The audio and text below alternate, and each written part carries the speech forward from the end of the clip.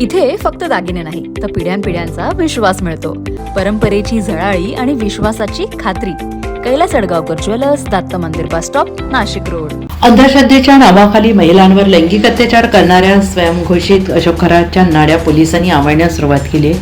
खरातच्या मालमत्तेचे आकडे मोठे असून SITने त्यांच्या संपत्तीच्या चौकशीचे आदेश दिले आहेत. तसेच ज्या कार्यालयात खरात महिलांचं शोषण करायचा त्या कार्यालयाची SITने झाडाझडती घेत त्याला सील लावला आहे. त्यामुळे विकृत खराचा पाय आणखीनच खोलात गेलेला आहे. शहरातील कॅनडा कॉर्नर परिसरात असलेल्या खरातच्या ओकस कार्यालयाचे SITच्या पथकाकडून कसून तपासणी करण्यात येते आहे आणि यात SITच्या हाती अनेक कागदपत्रे लागल्याची माहिती मिळते आहे. यानंतर SITच्या पथकाने त्याचे कार्यालय सील केले.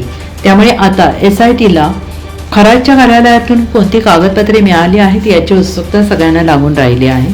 दुसरीकडे अशोक खरातच्या शिवनिका बँकेचे बँक खाते देखील गोठवण्यात आलेले आहे. तसेच विशेष तपास पथकाकडून मालमत्तेची माहिती मागवण्यात आलेली आहे. त्यामुळे खरातच्या कुटुंबियांच्या नावे किती संपत्ती आहे, किती मालमत्ता, कुठे जमीन, कुठे प्लॉट, फ्लॅट, कार, इतर साधने आहेत याची कुंडली बाहेर येणार आहे.